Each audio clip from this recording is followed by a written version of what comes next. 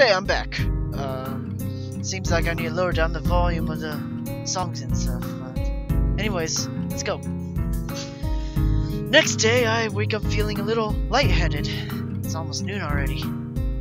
Sleeping late is fine since it's a Sunday. There are no classes. Not just a Sunday though, but the festival as well.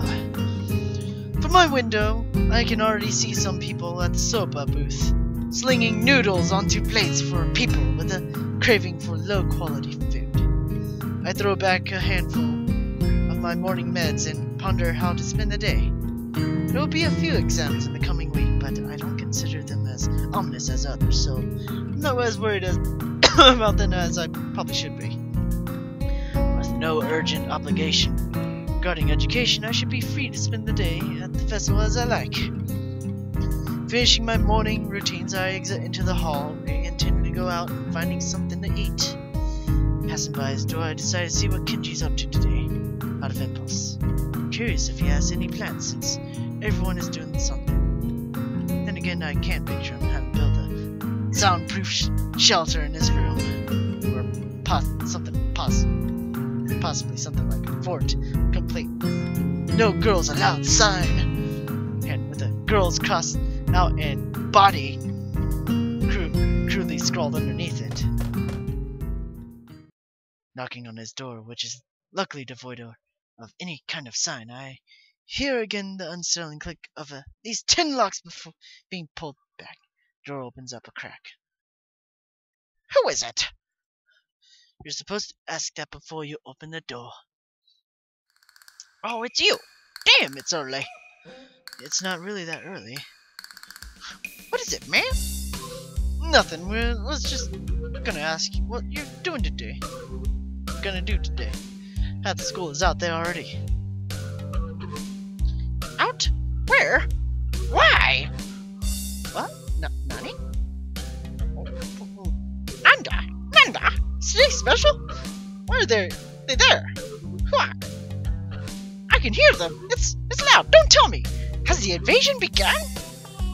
He suddenly looks more alarmed. What day is it, man? Yeah, I guess you can't see the big wooden booths outside and people selling stuff. What the hell are you talking about? I have my curtains closed at all times to throw the snipers. It's the festival. You know that, right?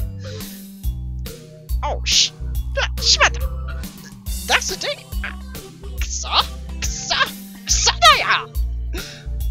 I can't believe I forgot. I don't have my fort finished yet. Yamaido. This is going to be a very bad day. It's good you told me this, man. This is going to be a bad day. Nanda. Oh, man. They're going to be everywhere. The people outside my window. Socializing. Kenji rubs his temples nervously, suddenly looking very ill. It's going to be loud as hell. Damn, and I was going to go outside today, but now it's ruined. Everything's ruined. Yeah, just to let you know, I kind of changed the voices here and there. This is awful. This sucks. This sucks. What the hell? This really sucks. I can't go anywhere now. There's no way to run. Kenji seems nervous. You could even say he's immature. He's majorly freaking out. I can't believe this. So, that's what today was? Damn, and I couldn't even prepare for it. I couldn't even brace myself, and now it's here. And I can't do anything. You should have told me this earlier, dude. I mean, at least I know, but I could have known earlier. Imagine what I could have accomplished. Sorry, I thought you knew. So I guess you're not going to do anything today? The weather is even good. Yesterday was really windy, so I thought today would be cold. It's not. Though, so there's no reason to just stay inside. Yeah, you should check the festival out. Kenji groans and covers his face with his hand. No, I can't do that. They'll eat me alive out there. I know it. That has to be a joke, but he said it was such a straight face. Relatively straight. Where are you going to? We should hang out in here. We can help me build my fort. Might still make it if we work together. I don't know, I'm pretty hungry, so I thought I'd get some food first and then check out the attractions. The last project seems pretty cool, and I gave a hand with it, so I want to see at least that one and chat with Lily, I guess. Speaking of that, don't you have any obligations for the project? Are you out of your mind? That blind broad is up to no good. I can feel it in my spleen, man. Her presence is like a dark shadow that's in the way of my great vision. I expected a blind people. What? Besides, I thought that you were also... He holds up his hand to interrupt me. Only legally. Metaphorically, I can see farther than any man before me has seen. Kenji looks stoically into the metaphorical distance to emphasize his statement, thrusting his chin forward and looking mad at me. Actually, it's just a quarter long, 2 meters away, but it's all the same. I can see the future of mankind. It's a dark one unless the threat of women is stifled. They're everywhere. He fingers his scarf nervously, faster and faster, like he is trying to start a fire, then slowly begins to calm down once the panic time finishes, running its course. I'm going to have to find some people to hide in, a safe haven, and then knock the lights out myself so that I don't have to experience this horrible day. Not the perfect thing for that. I must prepare now. Don't go to the festival. Okay. Later, dude. The door slowly closes with a low creak, and I don't know how to feel about what Kenji just said. After buying a plastic plate of takoyaki from the stall, takoyaki, whatever it is, stall belonging to class next to ours, I take a seat in the school gardens and watch people pass us. I tenderly nibble away at the rather bland tasting item. I guess I shouldn't complain, it's better than nothing, it didn't cost so much. As I look out towards the school, watching people come and go proves a surprisingly entertaining way of passing the time as I eat. Little children accompanied by parents and grandparents scamper around the den from event to event, one hand dragging their company and the other bearing an oversized, colorful sack. I can't help but notice the age range among the people is skewed towards the elderly, something that I'd also noticed when I was walking around town. This must be one of those towns where the only people left are those that live here their whole lives and largely refuse to read. Those wanting to live out the rest of their lives one of the increasingly feel tranquil places. I guess that also goes a way to explain what's up in Hanako school seems to be. Not that I mind one bit, I kind of like how calm Hanako is. Heat, though, is another matter entirely. Sitting in one place for so long has focused my mind on how annoyingly humid it's getting. Now that's the hottest part of the day this year. Better get a movie. God! Sound like carry-along bells. Take me completely by surprise when I stand up. Reactions shared by a few people, strong one as well. The PA system crackles to life after the tolling bell ends. Its age shows as the principal makes a barely intelligible announcement over it. Officially opening the festival as that's very much in full swing. It's quite amusing to contrast the pleasant smiles of the older folks against the alternately pained and boring grimaces of the younger charges. The students, on the other hand, seem to pay little heed. Nevertheless, as the address finally ends, all are united and applaud, if not overly enthusiastic, applies, and then get back to the business. Slipping a hand from my pocket. To look as relaxed as possible, I casually glance around for something to do. It's somewhat difficult to see very far from it with all the people around. I said I'd fall back on a tried and trusted go where everyone else seems to be gathered. I know that's the school courtyard and surroundings. Throwing the used plate in the trash can, I make my way towards the school building. Seeing the number of stalls around the perimeter of the school building surprised me. Quite a few of the class must have been up to have multiple stalls. In deciding which to visit first, I catch sight of a familiar van with a blue pattern border and red text. The stall sounds good. A place to start is anyway. I'm curious as to how it's going after all. Look, she and her classmates are doing it. Stepping up to it, I begin to see why the class took so long to organize everything. Easily twice as wide as many of the other stalls, and with equipment for cooking strewn everywhere, it's closer to an outdoor restaurant than a festival event. As a student in front of me takes a bowl of noodles and leaves, I walk up to the counter. The girl behind it seems quite exasperated and asks me to wait for her before she disappears underneath the counter. Seizing the moment, I take a quick glance around. Steam seems to be rising from everywhere as pots and plants simmer away. Most blind of the students are unpacking ingredients, which while being helped by someone who is probably the teacher of 3-2. It doesn't take long to notice Lily. Talking with this teacher as she quickly counts out the boxes and packets with her fingers. From her expression and the fact that both she and the teacher seem to be in a state of mild confusion, it appears that there's been some problem with coordination. Before I can stare at it any longer, the girl behind the counter pops up again, only look back and ask where the spare change box is. Lily pauses for a moment before she and the girl switch places at the counter, and the teacher quickly walks off somewhere. Sorry about that. We're having a few problems. What would you like? It takes me a second to remember what I've come here for. My eyes quickly dart to the side to read the menu sitting on the counter. Oh, I guess some miso soup? Is that Hisao? Yep, looks like you're pretty busy. Her face all but confirms as she drops her waitress facade. Somewhere along the line, our order got mixed up. We're trying to fix it now, but it looks like we only have half of what we need. When serving smaller portions cover over the problem? It seems like that's what we'll have to do, though I wish we didn't. The fact that a good half of our class is gone doesn't help either. I glance back behind me to see how many people there are actually operating the stall. Couldn't be over about 8. I take it that's why your teacher left? That's right. She's going to try and round up a few more of her class who needs to help. Hearing the sound of footsteps behind me, I stealthily glance backward to see an elderly couple taking place in the line. I guess I'd better stop loitering around and chatting. Here's the money for the soup. Soup? Oh, right. Coming right up. Lily turns and calls for a bowl of miso soup as I head over the money for it.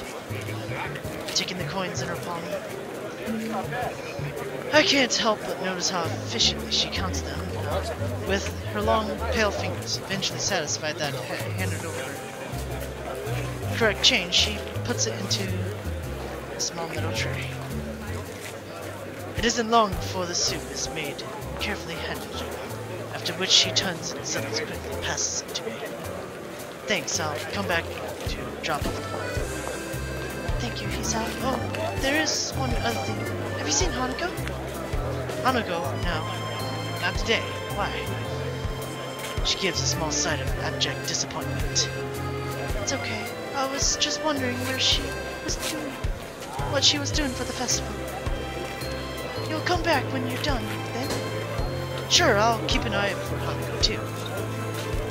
Thank you, Hisao. I walk off to the stalls and find a seat, carefully created with a steaming wooden bowl and two both ends. Compared to the dumplings from before, this is quite nice. A little cool compared to what it probably should be, perhaps, but the flavor is enough to cover for that reasonably well. As I drink, I can't help but feel somewhat guilty for not being as involved in the festival as the others.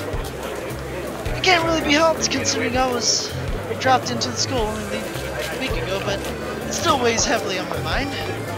That and the fact that a few students don't really seem to be enjoying the festival as much as the visitors. Eventually I finish my bowl and leave for the stalls to drop it off. Considering that there seems to be no line at all, I take my time walking up. It seems the teacher's mission's paid off. There are over a dozen students helping, and much of them unpacking has been done. Despite most of them seeming quite relaxed as they work, Lily still appears to be somewhat distraught. somewhat stressed. Right, I know what to do. Even if it's just one person, I'll make the festival more enjoyable for her. As I placed a bowl onto the counter, I called to Lily. Hisao, you brought it back? Yeah. Koda da yo. I slide it into her hands and she takes it over to someone who is apparently on cleaning duty. Considering that I didn't see them here before, it's probably a penalty for the tardiness. Hey, Lily? She perks up and returns to the counter as she hears my voice again, realizing that I'm still here. Want to go see some more of the festival? She puffs her cheeks disapprovingly. Looks kind of cute, and in complete contradiction to her usually reserved nature. It takes a few seconds for me to get what she's taking the issues off. Oops. I didn't mean to. Lily giggles at me, exposing her teasing for what it is. You're still not used to the school, are you? She got me. Still, I kinda need to stay with our stall. It's taken up till just now to even get everything unpacked. I guess her reluctance shouldn't overly surprise me, considering how much work she'll put into this. Everything seems to be running fine now, though. Besides, you got extra help on hand, anyways. The boy in the middle of cooking some soba noodles turns toward us, grinning. Go on, Lils. Give yourself a break. We can hold down the fort for now. If you say so. If you say it's okay, then I suppose so. But if you need any help, they won't call you. Go on. We'll be fine. Lily finally gives up her resistance as he waves up a spatula at her. She feels her way around the back of the stall and picks up her cane on the way. I guess the first thing we should do is look for Hanako. Lily seems kind of worried about her, and I doubt she'd be the kind of person to enjoy milling around in crowds like this all alone. So I guess we should start searching for Hanako. Where to first? The both of us got quiet for a moment to think. Maybe she's in her dorm room? I doubt it. She doesn't keep too many things in there, so she'd have nothing to do. The library! As good a place as any to search for an avid reader, I suppose. Library it is. We'll check that first, then. Aside from the muffled sound of the crowd seeping in from outside, the inside of the school seems almost deserted. In order to make sure everyone has enough room, I guess all the events were organized to be held outside on the school grounds. They're definitely quite large by the school's standards. It's nice and quiet in here, isn't it? Yeah, much nicer than the hustle and bustle outside. We take our time and slowly walk towards the first floor of the school, eventually reaching the stairs to the second floor. We can't help but notice how Lily anticipates every door and obstacle, her cane remaining still with her head skating along the hallway railings. You really know how the school well, don't you? She smiles and nods straight ahead. I've been here for a few years now, so I know where everything is. The dorms still trip me up, though sometimes I haven't been there in so long. They're not as well laid out as the main building. If I'm remembering right, they used to be in unusual buildings before being renovated and used as dormitories. That explains why the male and female dorms look different from the outside and why their rooms seem kind of unusual for sleeping quarters. I'd assumed she'd been living in the dorms since she began attending school, but now I'm reminded what she said yesterday. That's right, you mentioned that before. I assumed that most of the students here have lived in dormitories once they enrolled. A lot of them seem to, in any case. Lily's expression becomes somewhat harder to read. My questioning evidently touching a delicate point. Well, how should I say it? Everyone has their reasons. Something tells me that one of those with reasons is Hanako, hinting her tiptoeing around the answer. My predicament is yet another such case. I guess it's a choice everyone here would have to make for themselves. In my instance, have made for them. Can't be helped, I suppose. At least Yanmaku itself seems like a nice place. It's good to hear you say that. I thought you were coming to dislike it. What about you? My reversal of Lily's statement takes her by surprise. I've been here for a while, so... It's not that. You just seem kind of depressed about Akira. What's with that look? Akira's taken. Sorry, Hisao. Lily never sees how fast my palms meet my face at her sly accusation. Hey, I was just worried about you. There's no way to respond with concern. Well, she gives an amusing grin. We round the corner of the hallway and into the library. As we do, it isn't hard to spot Hanako, considering that the room is completely devoid of anyone else.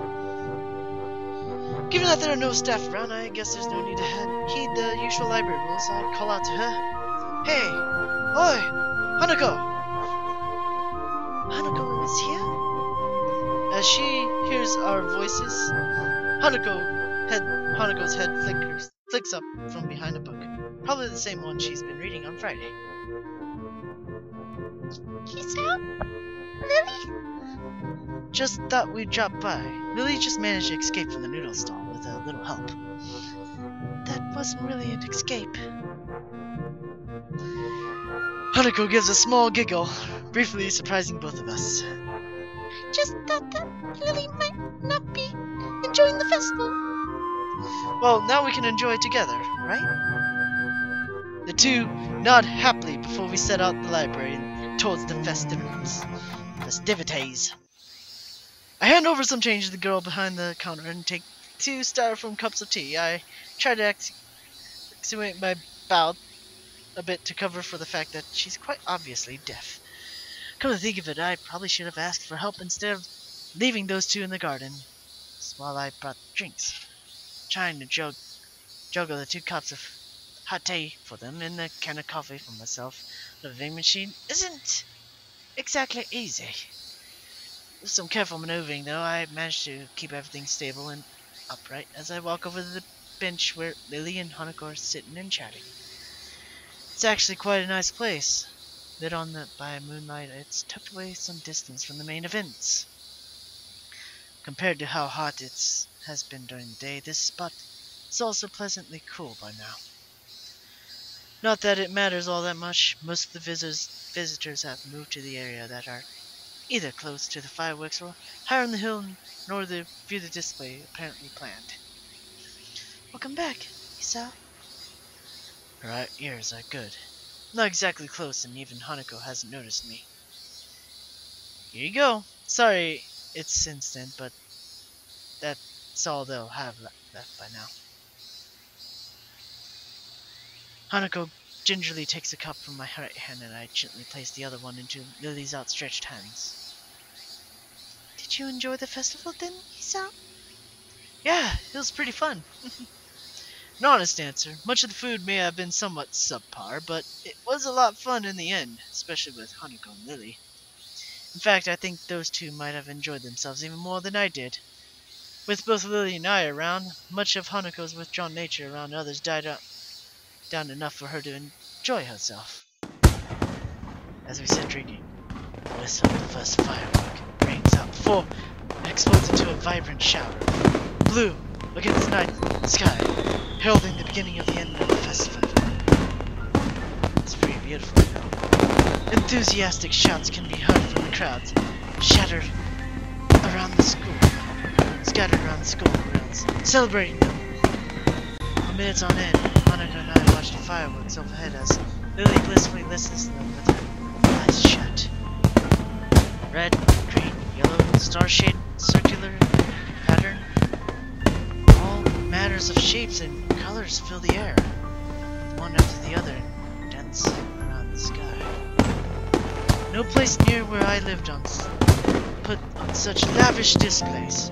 Festivals like this was a thing of the past in such a metropolitan area. To be seeing such a sight with these two is probably the happiest I've been in a long while. So, that's it. The festival's finally ending. Yeah, She gives a delicate, wistful sigh. As much as I might complain about all the stuff we had to do, it's so sad that we'll have graduated before the next Hanako festival. I walk forward and stand beside Lily, gently resting a head on her shoulder. Don't worry, still have Tanabata here, right? You're right. It would be nice to go there when it comes. Minutes of silence pass, with only the blast of the fireworks to be heard. Seeing these two remind me of those words of advice Lily has given me as we walked into town together. Cherish the opportunity to make new friends. Huh? Hey, Lily? She turns her head slightly to show that she's listening. Hanako gazes still firmly fixed on the technicolor fireworks bursting overhead. You mind if I join you two for tea every now and then? The smile on her face is more than enough to see her answer. It would be a pleasure, Hisao. And that ends chapter 1. And we get this intro.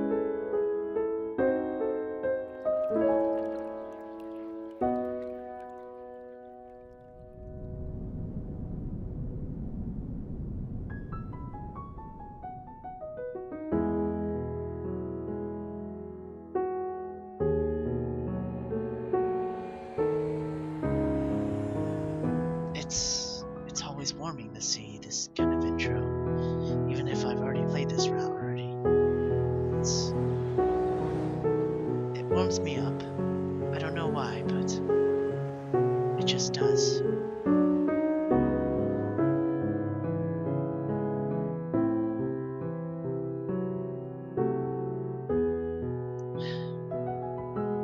And now we begin chapter 2, The Past. Here's where I'm going to stop, because we've just ended it. For now, I'll be right back, seeing how much this will take. So, yeah, be right back, everyone.